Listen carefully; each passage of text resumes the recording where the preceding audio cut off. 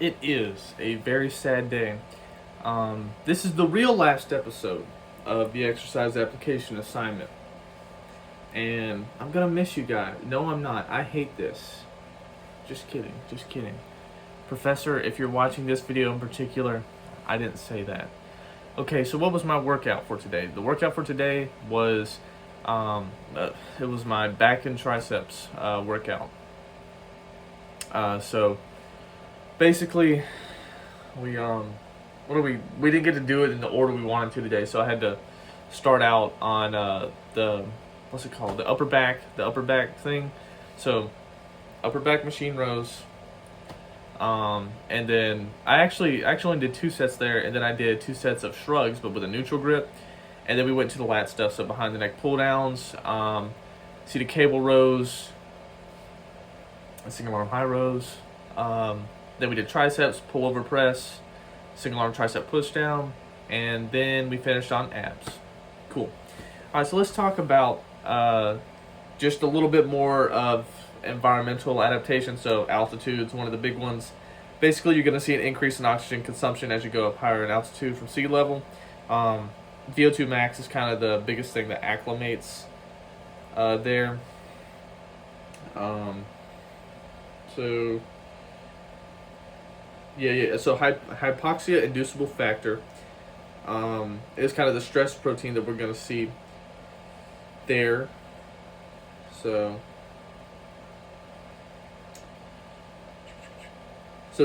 the process of sensing hypoxia is in the kidney. The release of EPO into the bloodstream, which is erythropoietin, is going to stimulate the production of more red blood cells. You have more red blood cells, you can deliver more oxygen consumption.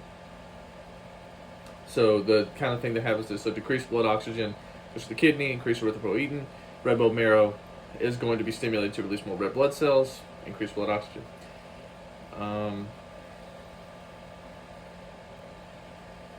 But it's never going to, like, no matter what, if you weren't, half Thorbjornsson and born in the mountains of Iceland, you're probably, like, unless you're a permanent resident of high altitude, are you ever going to have, like, the amazing increase in, like, almost permanent increase in your red blood cell count. So when you're training, your VO2 max kind of goes down at first, right? So it's like, say you take a runner and you move them into the mountains, you're going to see a decrease in their VO2 max. But there's also a variable response in the increase of the VO2 max as the subject stayed at altitude, continue to train. So some studies find, like, there's one study that was in the book, when they returned to sea level and retested, some found their VO2 max to be higher, some found no improvements, right? There's variability in response, because, like, if an athlete was not in peak condition before descending to altitude, the combined stress of the exercise and altitude could increase the VO2 max. But if you have somebody who is in peak condition to go to altitude, it's probably not likely to make as great of a difference, right?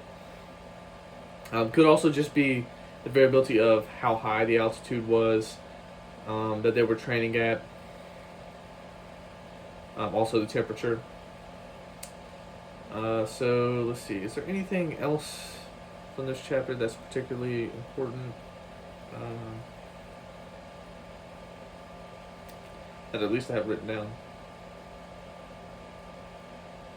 Arterial saturation of hemoglobin is dependent on the arterial PO2 and PCO2 and pH. Of course, we know oxyhemoglobin dissociation curve.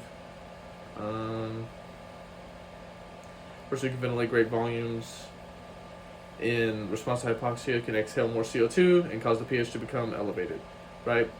So there's people with larger thoracic cages in people who are born in Iceland or whatever, so they can expel more CO2.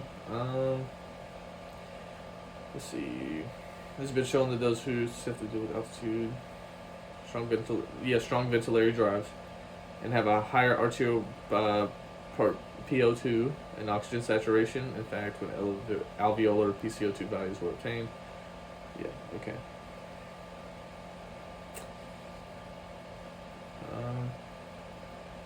Yeah, I think that's. There's hypothermia as well.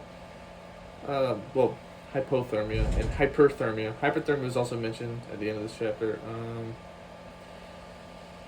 Yeah, that's just being too hot. What happens when you're too hot?